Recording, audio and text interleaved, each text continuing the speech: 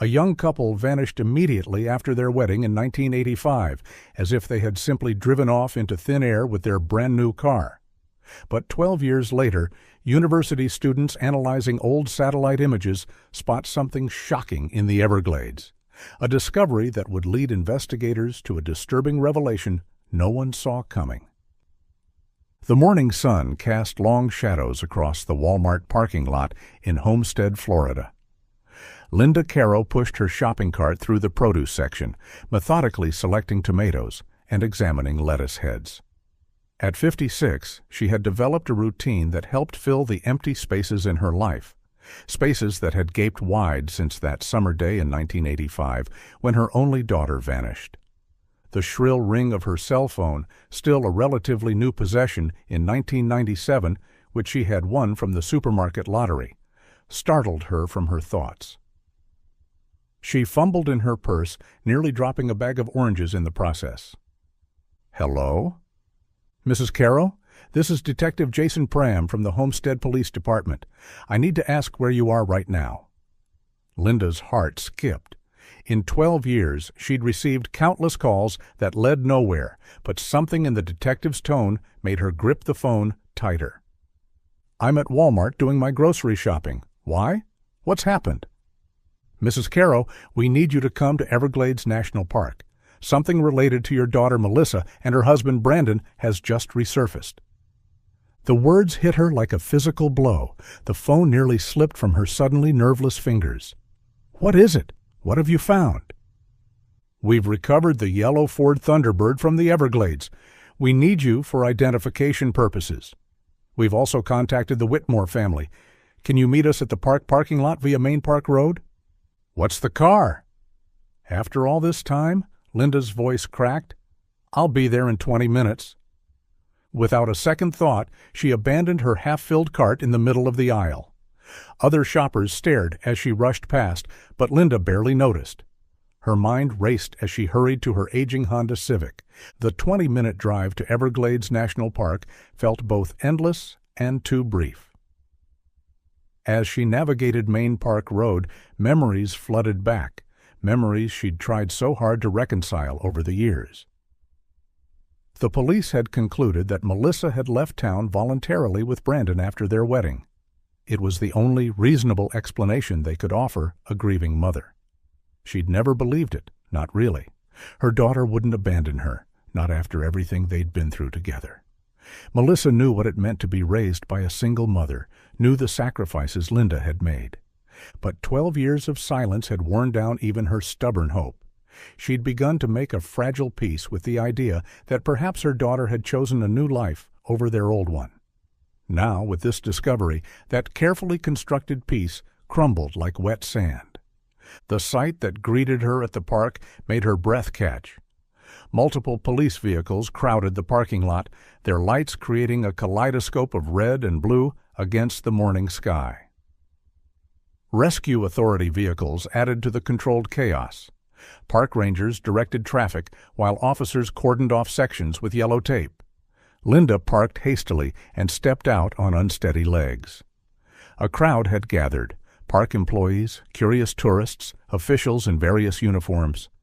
But her eyes were drawn to the flatbed trailer at the center of it all. There it sat, the yellow Ford Thunderbird, streams of murky water still dripping from its undercarriage. Algae and mud caked its once pristine surface, and the windows were opaque with sediment. But even through 12 years of submersion, she recognized it. Gregory Whitmore had made such a production of gifting it to Brandon for their wedding, insisting on photos with the happy couple beside it. Mrs. Caro. Detective Pram approached, his weathered face grave. He was younger than she'd expected from his phone voice, perhaps early 40s, with the kind of tired eyes that came from seeing too much human misery. "Detective?" She couldn't take her eyes off the car. "How did you find it? After all this time?" "Let me introduce you to some people who can explain better than I can." He led her to a cluster of young people in University of Miami shirts. They looked barely older than Melissa had been when she disappeared. A young man with sandy hair and earnest eyes stepped forward. Mrs. Caro, I'm Jake Morrison. We're environmental studies students working on a project about land transformation in the Everglades. We've been analyzing historical satellite imagery to track changes over the decades. He pulled out a folder and extracted a grainy photograph. We were studying land loss patterns when we noticed this anomaly in a 1985 satellite image. He pointed to a section of the photo where Linda could just make out a yellow shape partially visible in dark water. When we enhanced and zoomed the image, we could clearly see it was a vehicle. Our professor recognized it might be connected to the old missing persons case from that year. It was big news back then.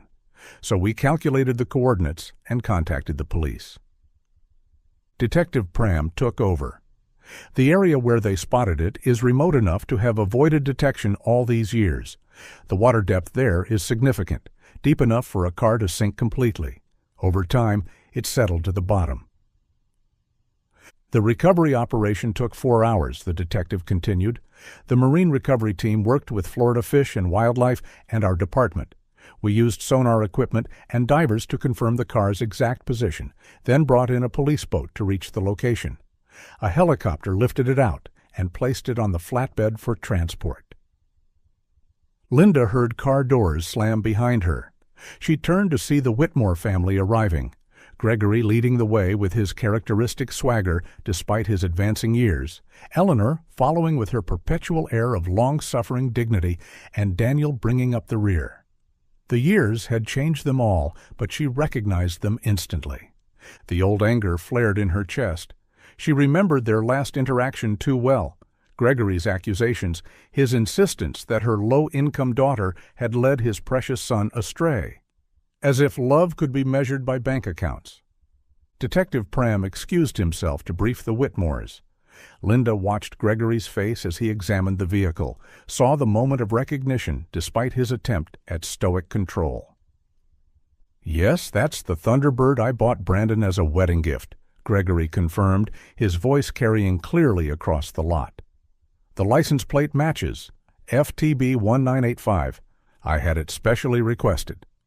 Linda approached despite her better judgment. "What did you recover from inside?" The detective's expression grew more somber. "No remains were found, no blood evidence or signs of struggle that we could detect given the water damage. The only item we recovered was this." He signaled to an officer who brought over an evidence bag containing a silver lighter. Gregory fished in his pocket and produced an identical lighter. "This is mine. That one must be Brandon's. We bought them together at that shop in Miami." Christmas, 1984. Eleanor's carefully maintained composure cracked slightly. "Detective, what does this mean? If they're not in the car, where are they? What happens now?" "Mrs. Whitmore, I don't believe your son and daughter-in-law would deliberately dispose of their vehicle in the Everglades, especially not a wedding gift. Someone did this to them in 1985 and tried to eliminate evidence. This is no longer just a missing persons case. It's potentially a criminal investigation." "Criminal?" Eleanor's hand flew to her throat. "You mean someone might have killed them?"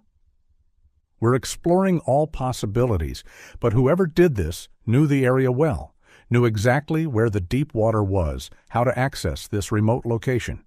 This suggests someone local." Gregory's face flushed red. "Before you waste taxpayer money on wild theories, you need to send divers back out there. Search for bodies. They might still be underwater."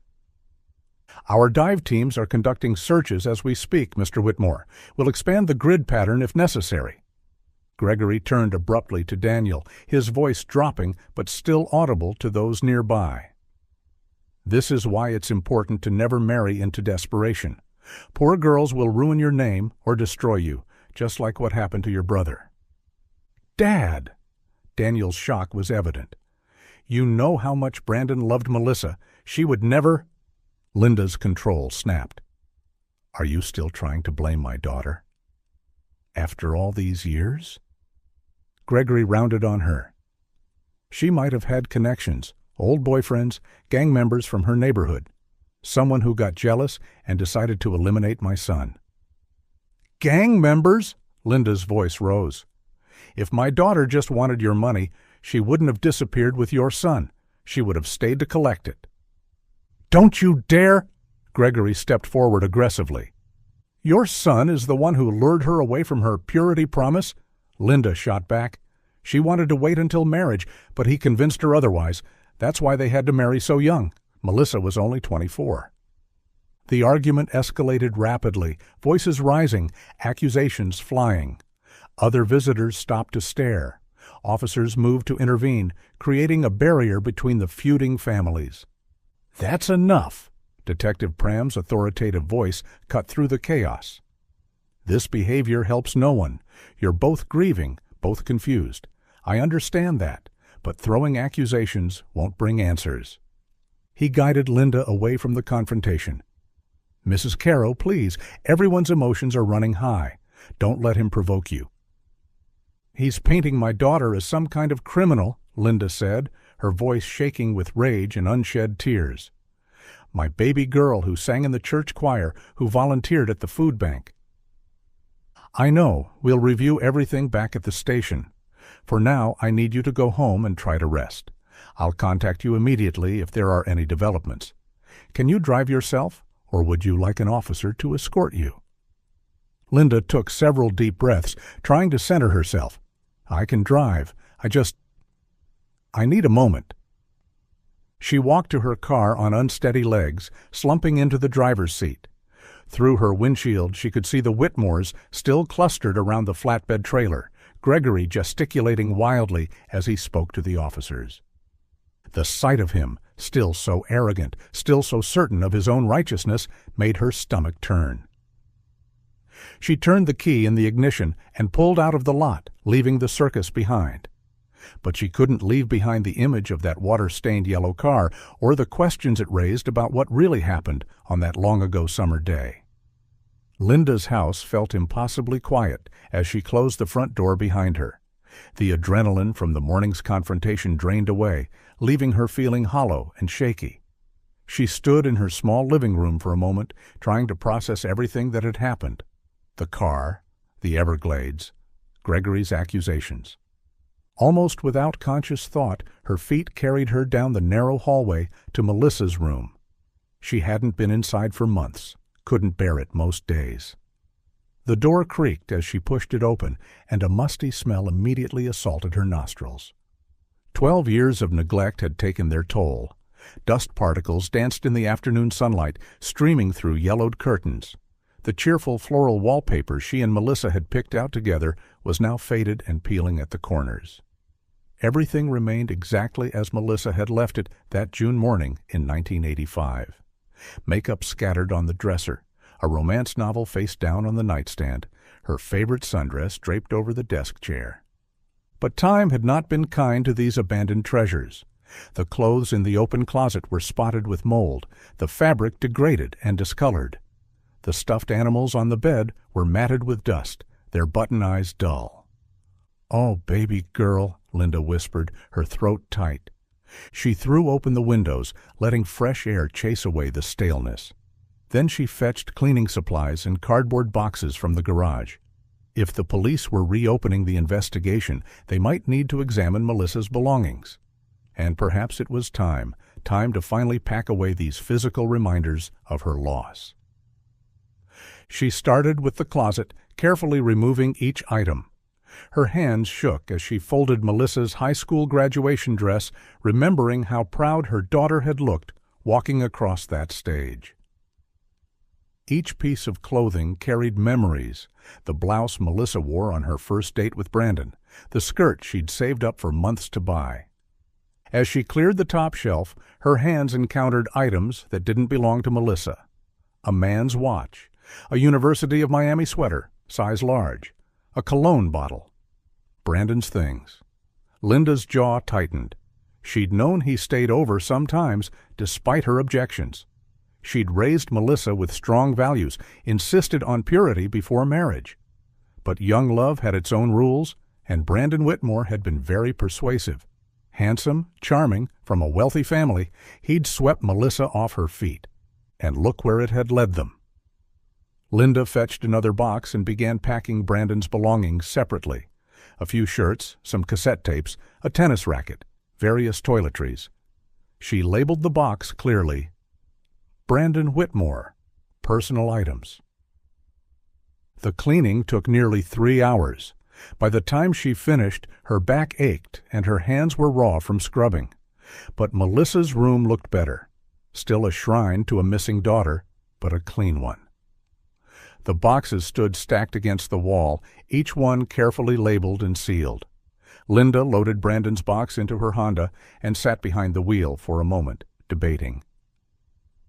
The Whitmores lived in the exclusive Gables Estates area, a world away from her modest neighborhood. She wasn't sure they'd even be home after the morning's events, but they had household staff who could accept the delivery. The drive took 20 minutes. The houses grew larger and the lawns more manicured with each passing block. The Whitmore estate sat behind an imposing iron gate, all Mediterranean-style stucco and terracotta tiles. Linda parked just outside and retrieved the box. She'd barely stepped out when Gregory emerged from the garage, apparently heading to his Mercedes. His face darkened the instant he saw her. "What the hell are you doing here?" His voice carried across the driveway.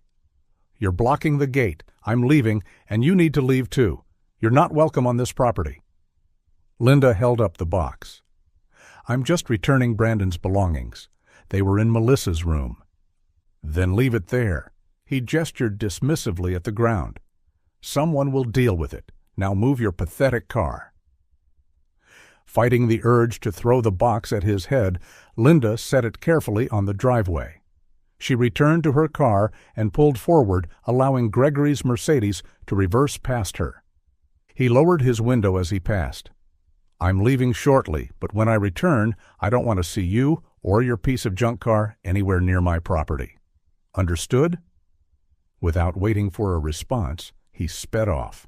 Linda sat in her car, hands gripping the steering wheel, taking deep breaths.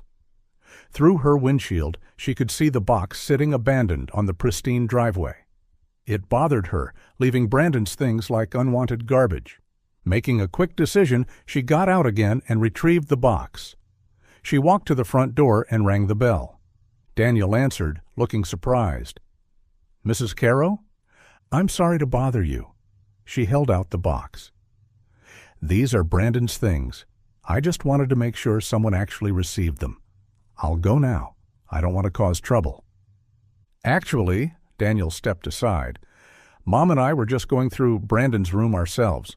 There's something you should see. Please, come in." "Your father warned me to be gone before he returns." Daniel's expression hardened slightly. "Don't worry about him. Please." Against her better judgment, Linda followed him inside. The house was even more impressive than she remembered. Marble floors, vaulted ceilings, expensive artwork on every wall. Daniel led her up a curved staircase to Brandon's room. Eleanor looked up from where she knelt beside a box, her usual composed expression softening when she saw Linda. "Linda, thank you for bringing Brandon's things." "Of course." Linda set the box down, noticing several others already packed and labeled. "I see you're doing the same thing I did today." "It seemed like time," Eleanor said quietly, "especially after this morning." Linda noticed a smaller box filled with items she recognized. Melissa's hairbrush, some jewelry, a few books. "I'll take her things with me. Thank you for keeping them." "Linda," Daniel interrupted, picking up an ornate velvet box from Brandon's desk. "This is what we wanted to show you." Linda accepted the box, noting its expensive weight. Inside, nestled in white satin, lay a lingerie set, black lace, clearly costly. A small card was tucked into the lid. "From Otis," written in bold masculine handwriting. "Otis?" Linda looked up, puzzled. "I don't know anyone named Otis. Melissa never mentioned." "Neither do we," Eleanor said. "That's why we thought you might know. We found it in Brandon's closet, hidden behind some shoes." They stared at the intimate gift, all thinking the same troubling thoughts. If someone named Otis had given this to Melissa, why did Brandon have it? Had he intercepted it? Had Melissa shown it to him? The lingerie is brand new, Daniel observed, pointing to the tags. Never worn. Still has the price tag. $200. That was expensive even for 1985. Why would Brandon keep this? Linda asked. If some other man was sending my daughter gifts like this? That's what we can't understand, Eleanor said. Brandon was the jealous type. He would have confronted this Otis person, not hidden evidence in his closet. Linda closed the box decisively. We need to take this to Detective Pram. This could be important. I agree, Daniel said. I'll come with you to the police station. Eleanor nodded. I'll stay here in case Gregory returns. He won't be pleased about this, but the police need to know. Linda gathered the box with Melissa's belongings while Daniel carefully placed the velvet box in a bag. As they prepared to leave, Linda couldn't shake the feeling that this mysterious Otis, whoever he was, might hold the key to understanding what happened that summer 12 years ago. They walked out of the house toward the garage, Daniel leading the way. The Whitmore garage was more like a showroom, climate-controlled, spotlessly clean, with spaces for 6 vehicles. Daniel's silver BMW sat in the third bay, and he'd already pulled out his keys when they heard the distinctive rumble of Gregory's Mercedes pulling into the driveway. Linda's stomach dropped. Your father's back already.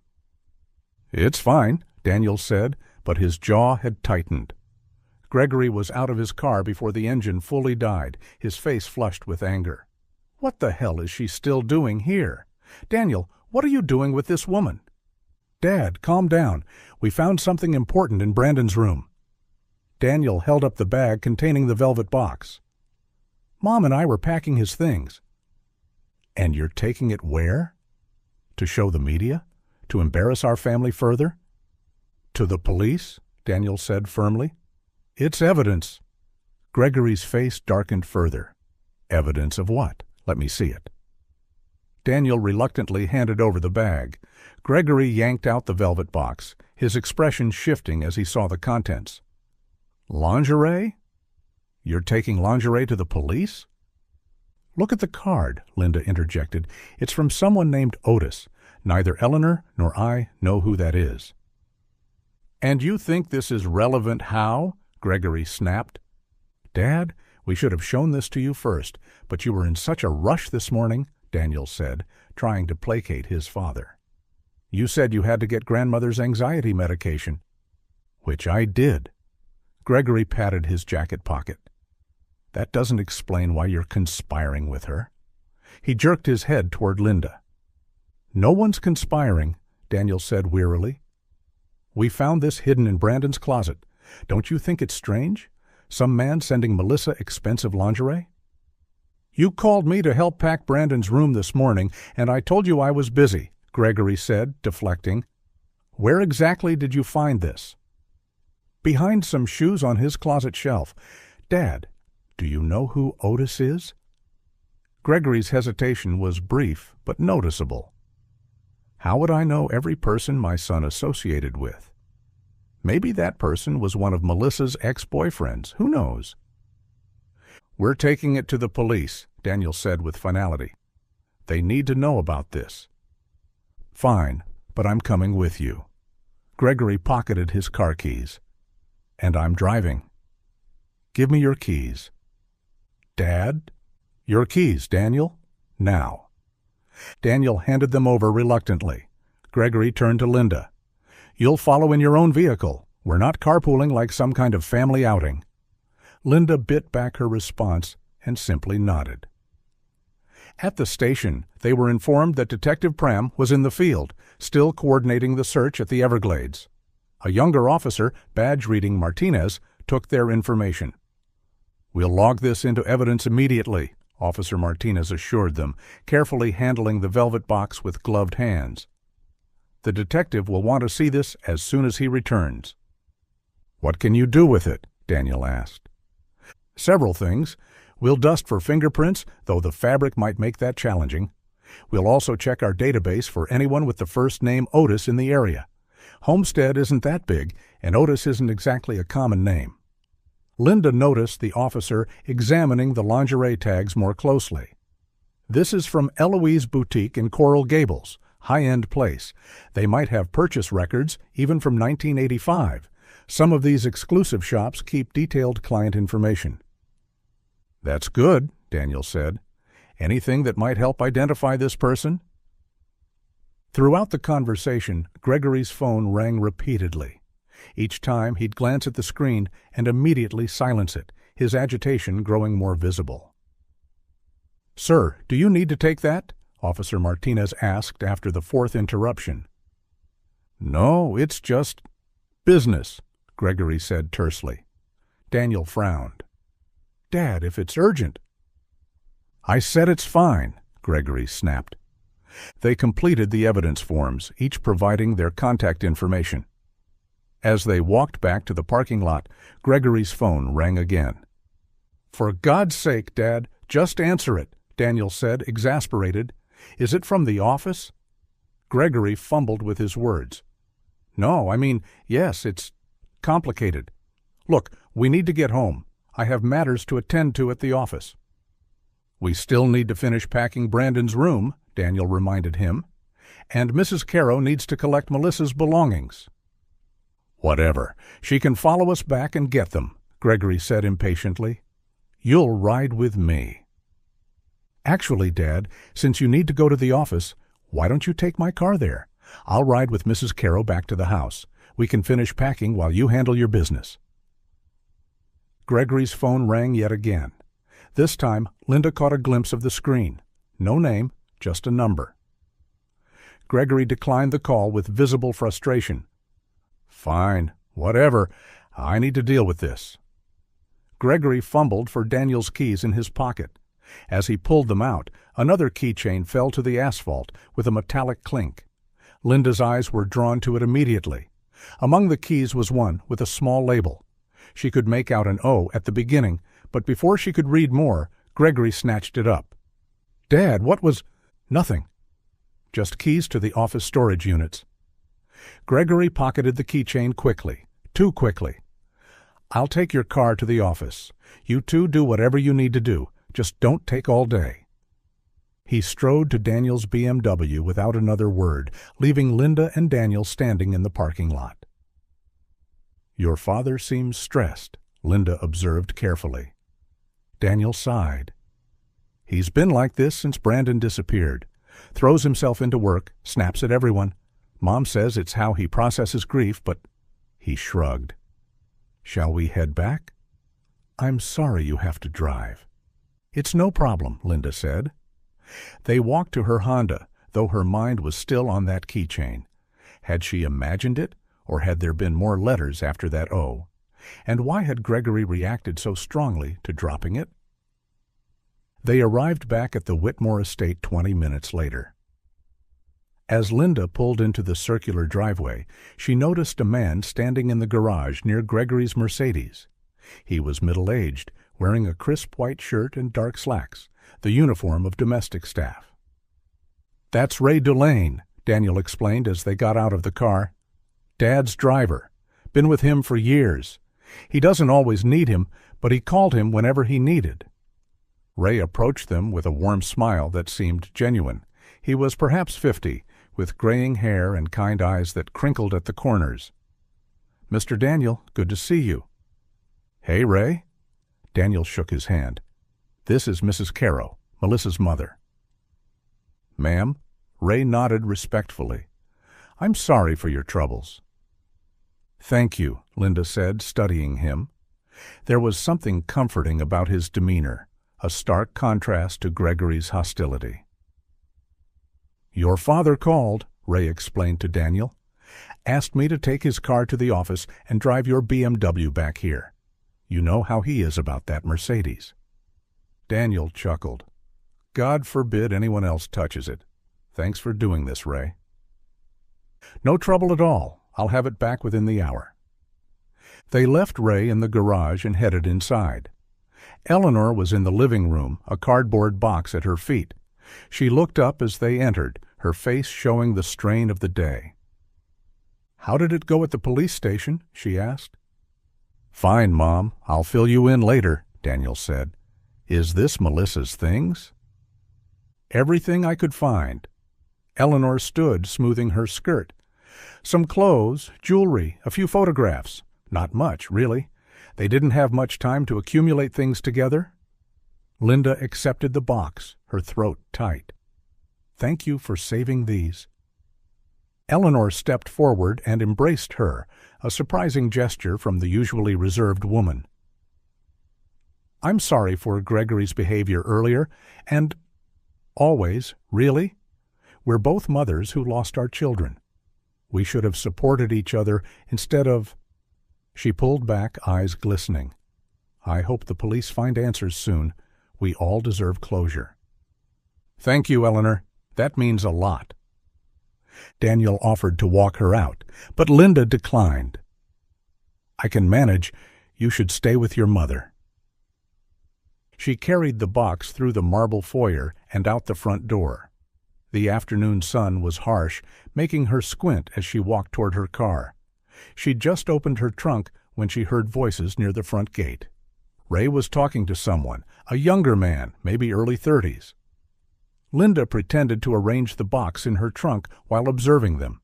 The younger man was stocky, with dark hair and nervous mannerisms. He kept shifting his weight, glancing around as if worried about being seen. As she got into her driver's seat and started to reverse, Linda got a better view. The man wore a gold chain necklace with large letter pendants. Even from this distance, she could make out a prominent O at the beginning. Her pulse quickened. Was that an S at the end? She slowed her reversal, adjusting her rearview mirror. Ray had noticed the necklace too. She saw him reach for it, his lips moving. The younger man stepped back, but Ray grabbed the chain. Through her partially open window, she caught fragments of their conversation carried on the afternoon breeze. "Boss said—" Ray's voice was firm. "Don't wear this." The younger man protested, but Ray was already pulling the necklace over his head. Then, with a grip that belied his earlier gentleness, Ray seized the man's arm and steered him toward Gregory's Mercedes. Linda's hands trembled on the steering wheel. Every instinct screamed that something was wrong. The name Otis, the O and S on that necklace, it couldn't be a coincidence. She continued backing out slowly, trying to appear uninterested. But she kept watching as Ray practically shoved the younger man into the passenger seat of the Mercedes. Ray got behind the wheel, and the car pulled out of the driveway with unusual speed. Linda made a split-second decision. Instead of turning left toward home, she turned right, following the Mercedes at what she hoped was an inconspicuous distance. Her heart pounded as she tried to process what she'd witnessed. Who was that man? Why did Ray seem so concerned about the necklace? And why did he mention boss, presumably Gregory?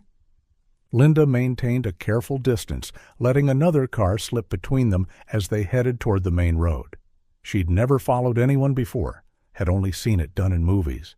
Every red light made her panic that she'd lose them. Every turn required split-second decisions. The Mercedes headed toward downtown Homestead's business district. After 15 minutes, it pulled into the parking lot of a modern office building, Whitmore Industries, according to the large sign out front. Linda recognized it. Everyone in Homestead knew Gregory's real estate development company. She parked across the street behind a delivery truck, giving her a partial view of the building's entrance. Her hands shook as she turned off the engine. What was she doing? Following prominent citizens around town like some kind of private detective? But then she remembered that necklace, the letters O and S, Ray's urgent words about the boss. The Mercedes sat idling near the entrance. Within minutes, Gregory emerged from the building, his stride purposeful. He was still wearing the same clothes from the morning, but looked more agitated, constantly checking his watch. Ray got out of the driver's seat as Gregory approached. Linda watched them exchange keys, Ray handing over the Mercedes keys and accepting Daniel's BMW keys in return.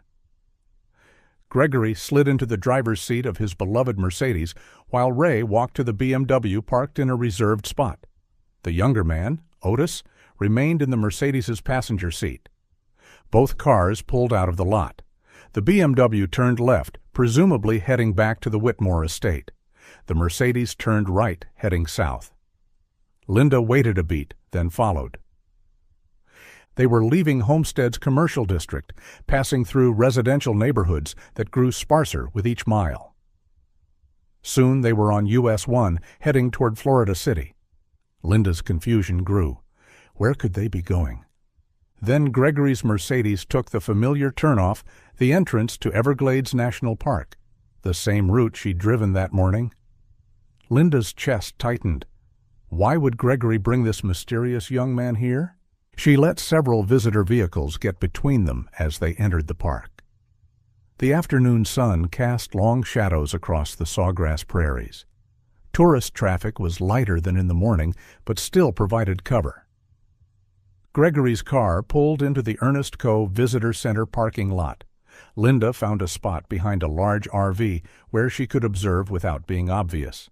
She watched Gregory and the young man exit the vehicle and head toward one of the marked trails. Linda waited a full minute before following. She grabbed a park brochure and held it open. Just another tourist consulting a map. The main trail was busy enough that she could maintain distance without seeming suspicious. For the first half hour, they followed the standard tourist path. Linda pretended to photograph birds and vegetation whenever they glanced back. The landscape gradually changed from wetlands to a rockier terrain. A wooden sign indicated they were entering the Long Pine Key region. The elevation increased subtly. The limestone ground became more prominent, and scattered pine trees replaced the sawgrass. From certain vantage points, Linda could see the vast swampy areas stretching to the horizon.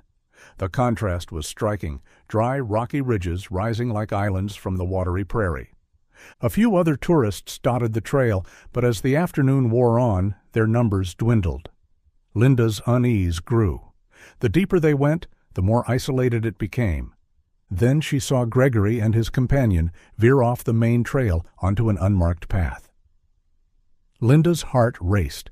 Following them now meant abandoning the safety of public spaces. But she'd come this far. She waited until they were almost out of sight, then followed. The unofficial trail was rougher, requiring careful navigation over limestone outcroppings and through dense vegetation. Sweat trickled down her back in the humid air. Mosquitoes buzzed around her face.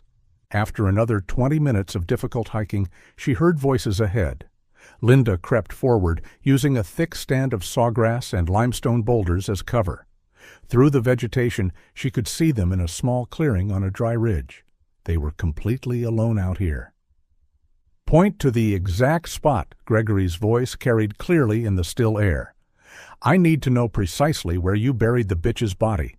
If the police get close, I need to be prepared."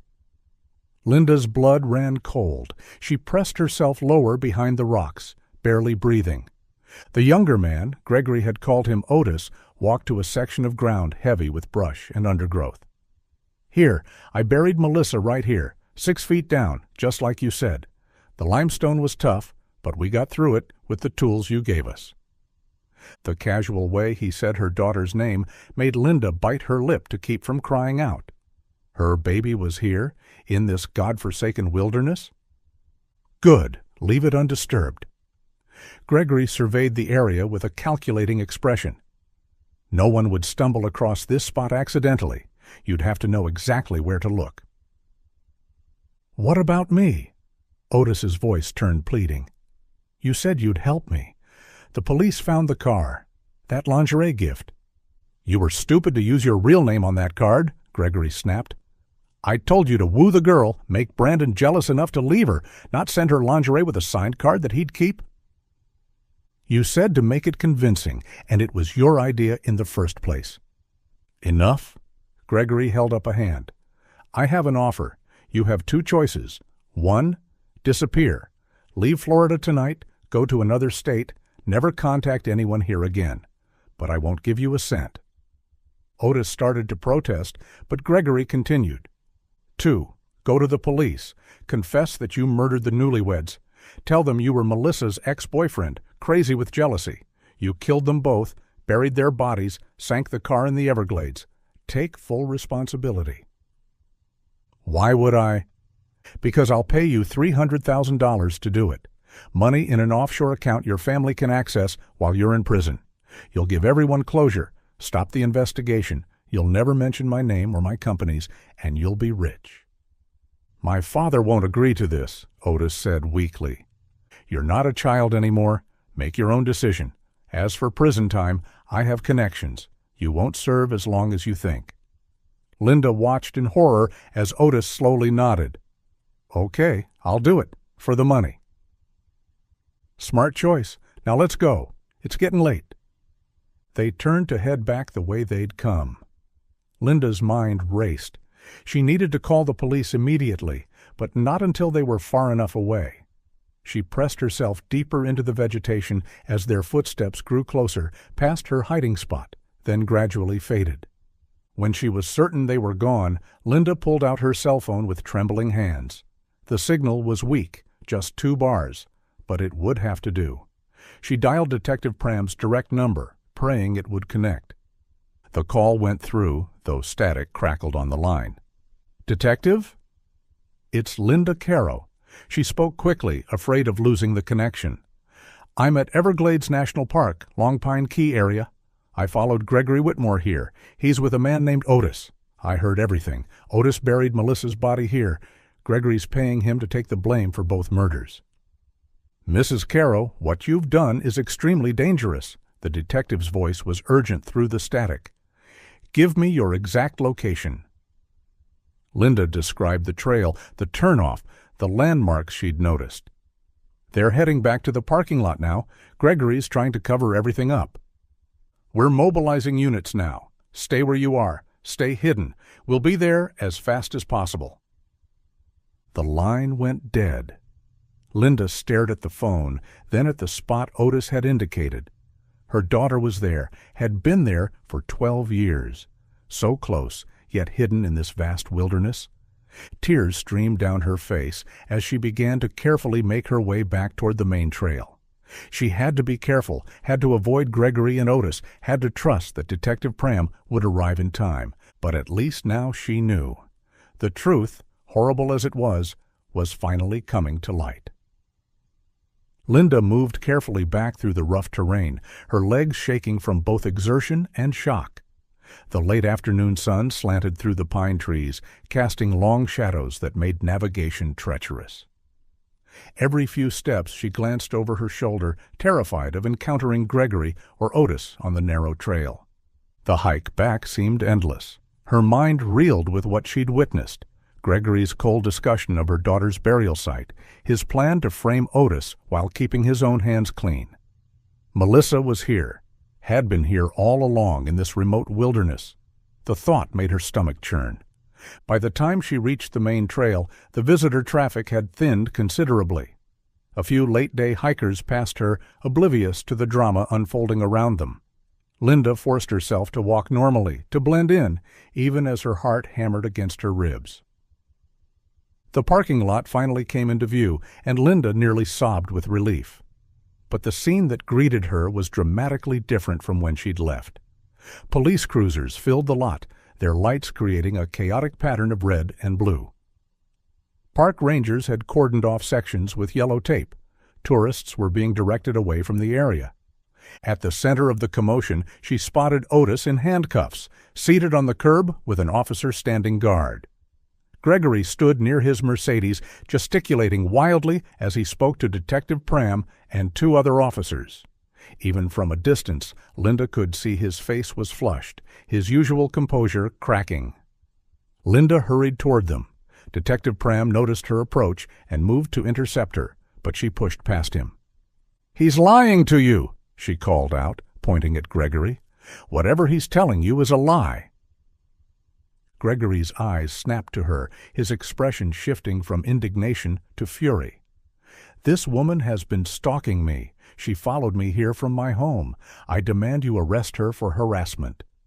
"I heard everything," Linda continued, addressing Detective Pram. At the Whitmore house, I saw Ray Dulane with this man. She pointed to Otis.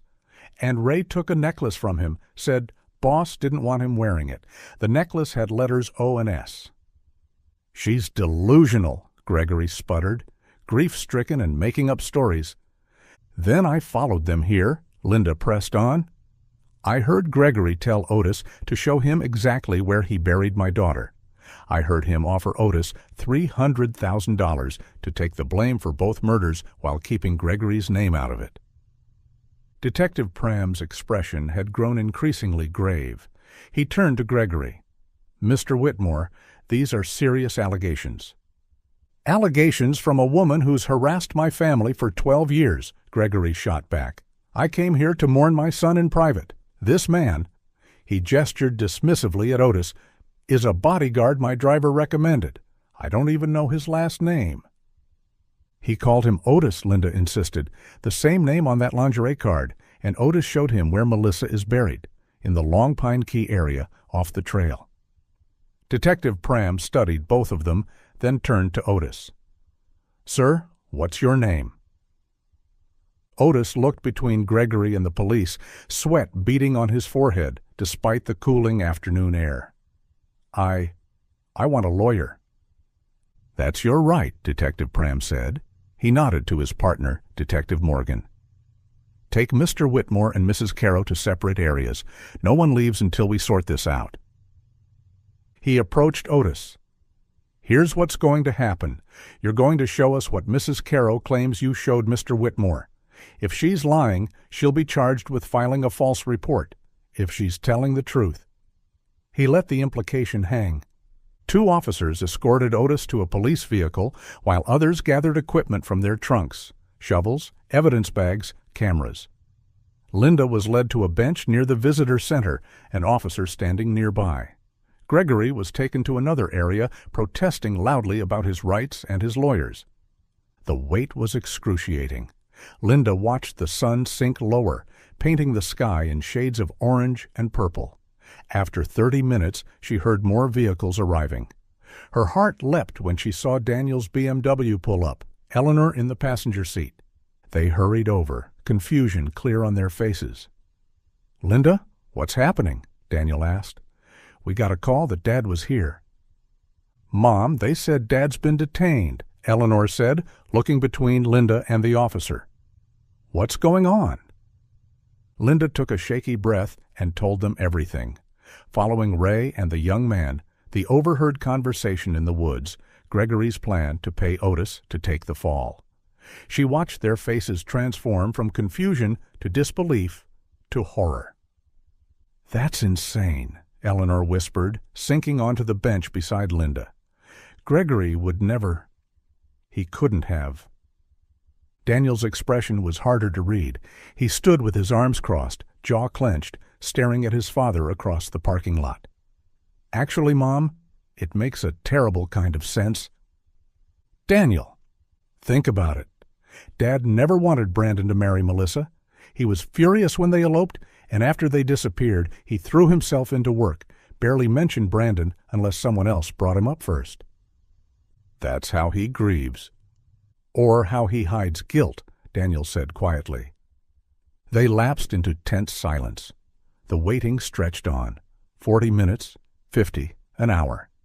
Linda found herself praying, something she hadn't done in years. Please let them find her. Please let this finally be over. Finally, Detective Pram's radio crackled to life. He listened intently, his face grave.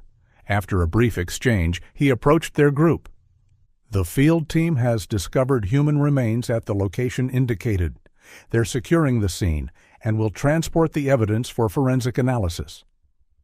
Eleanor let out a strangled sob. Linda felt the world tilt slightly, and Daniel's hand on her shoulder steadied her.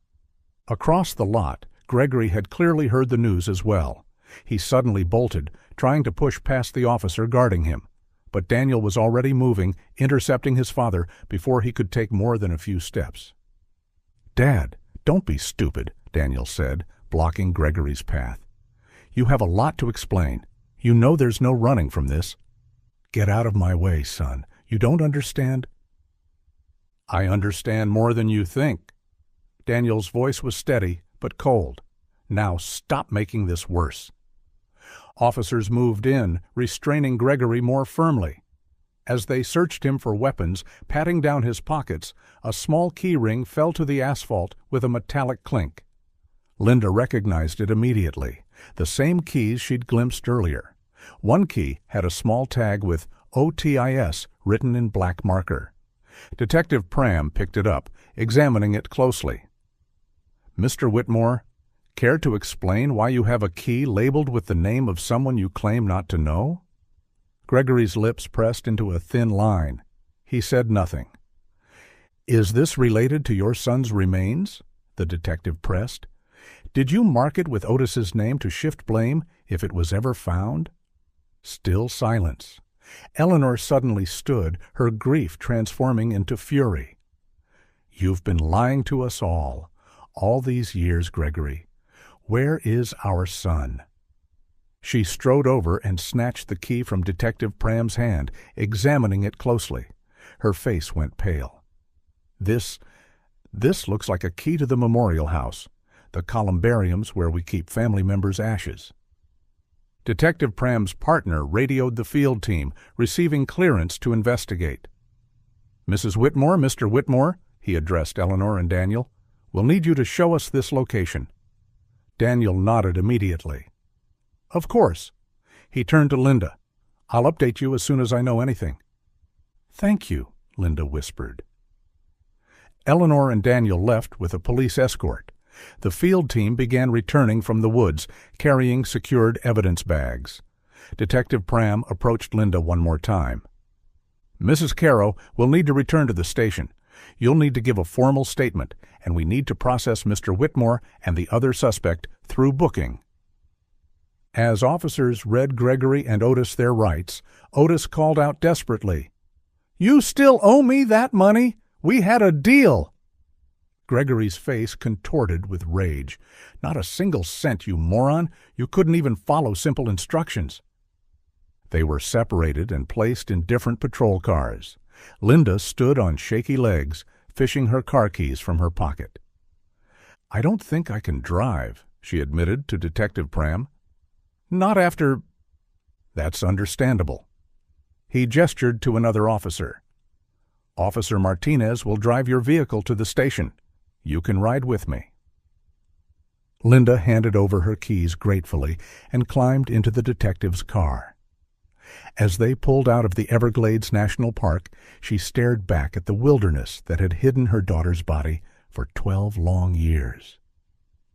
The truth was finally emerging from the swamp, dark and terrible, but at least it was the truth.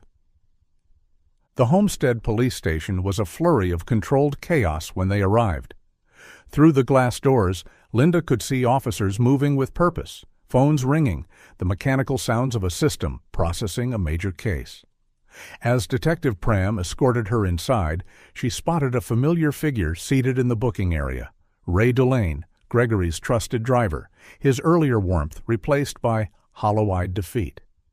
"We picked him up 20 minutes ago," Detective Pram explained, following her gaze. "Otis gave us enough during the ride back to secure an arrest warrant." Linda watched as Gregory and Otis were led through the booking process. Photographs, fingerprints, personal belongings cataloged and bagged. Gregory maintained his imperious bearing even in handcuffs, demanding his lawyer, threatening lawsuits. Otis, by contrast, seemed to have shrunk into himself, the reality of his situation finally sinking in. "Mrs. Caro, this way, please." Detective Pram guided her to a small interview room.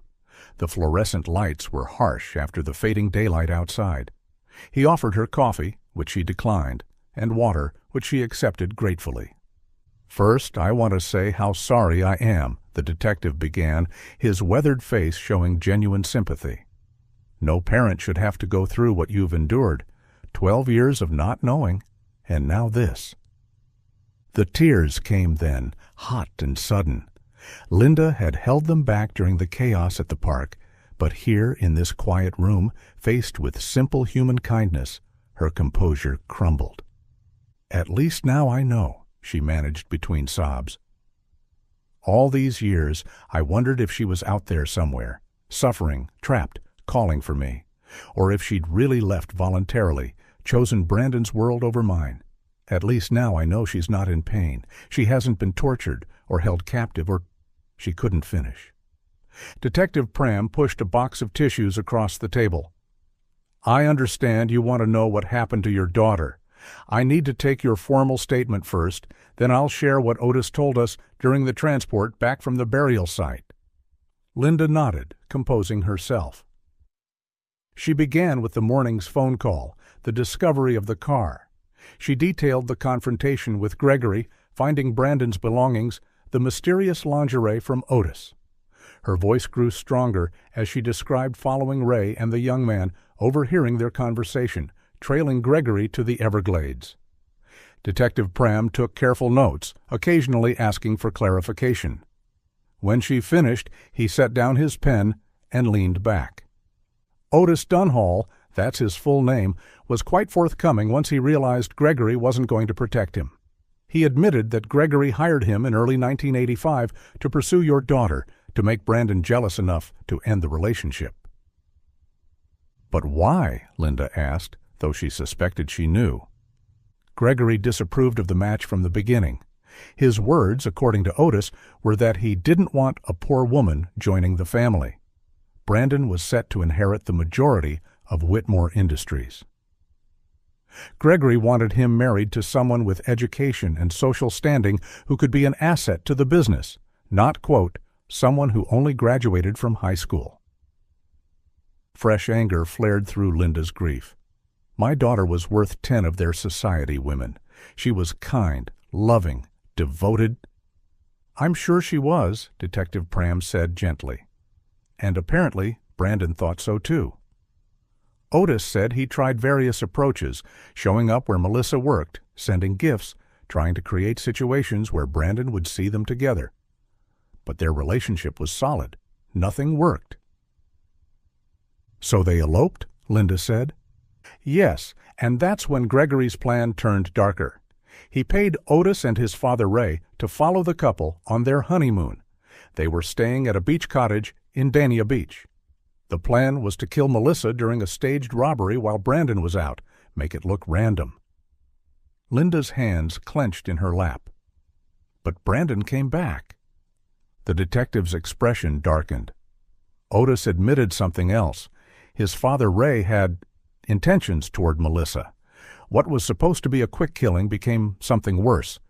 Ray assaulted her after she was dead. Brandon returned from his evening beach walk early and found them. Bile rose in Linda's throat. Her baby girl, violated even in death. Oh, God. Brandon fought them, tried to call for help. They hadn't meant to kill him. Gregory's son was supposed to survive to mourn his wife. But with Brandon as a witness, they had no choice. They killed him too. And Gregory covered it up. He had resources, private trucks to move the bodies and evidence, a boat to dump the car in the Everglades where he thought currents would eventually carry it to sea. The cottage was professionally cleaned within hours, new bedding matching the old, all traces removed. When the owner checked on them after they failed to check out, it looked like they'd simply left. "No security cameras in 1985, Linda said numbly. "Exactly. The police investigated, but without bodies, without evidence of foul play, with the car missing. The assumption was they'd run off together. Maybe had an accident somewhere remote. Gregory played the grieving father perfectly. He cremated his own son and hid the urn under another name," Linda said. "What kind of monster?" "The kind who values control and reputation over everything else, apparently." "But why would Gregory keep them both if they killed his son too?" Linda asked. Otis said they threatened to go to the police if Gregory ever turned on them. It was all or nothing. Either they stuck together or they all went down together. A knock at the door interrupted them. An officer leaned in. "Detective, the team's back from the memorial house with the Whitmore family." "Thank you." He turned to Linda.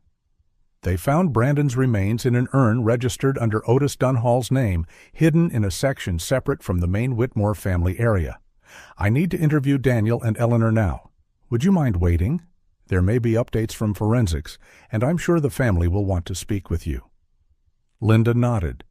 She was led to a small waiting room, plastic chairs, old magazines, a water cooler in the corner. Through the doorway she glimpsed Eleanor and Daniel in the main waiting area. Eleanor's usual composure had shattered completely. She looked aged by decades in just hours. Daniel supported her, his own face drawn with shock and grief. They saw Linda and approached. Eleanor reached out, grasping Linda's hands. "I'm so sorry, so very sorry for everything Gregory did. To Melissa, to Brandon, to you." "This happened to all of us," Linda said, squeezing back. "It's not your fault. You're victims too." "If I'd known, if I'd had any idea." Eleanor's voice broke. "Mom, don't," Daniel said softly. "No one could have imagined Dad capable of this." Detective Pram appeared. "Mr. Whitmore, I need to speak with you first." Daniel nodded, giving his mother's shoulder a final squeeze. "I'll update you both after," he promised, following the detective. An officer approached. "Ladies, I need to separate you into different waiting areas, standard procedure during ongoing interviews." Eleanor was led one direction, Linda another. She found herself in a smaller room, just 4 chairs and a small table with outdated magazines. Alone, finally, truly alone, the weight of the day crashed over her. She sank into a chair and let the tears flow freely. 12 years of wondering, of false hopes and dead ends, of friends and family gently suggesting she move on and accept reality. 12 years of defending her daughter against Gregory Whitmore's insinuations and accusations. 12 years of lonely birthdays and empty Christmases and Mother's Days with no call, no card, no sign. But also 12 years of doubt. The insidious voice that whispered maybe Melissa had chosen Brandon's glamorous world over their modest life. Maybe her daughter had been ashamed of their small house, their old car, their paycheck-to-paycheck existence. Maybe love hadn't been enough.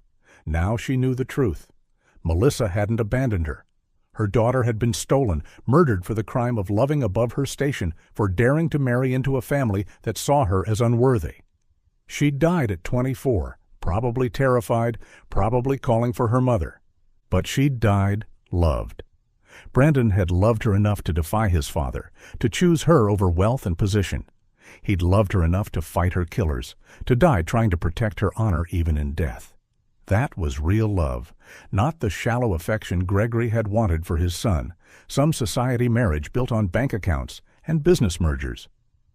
Linda pulled a tissue from her pocket, wiping her eyes. The grief would never fully leave, she knew that. But there was relief, too, a lifting of the terrible weight of not knowing.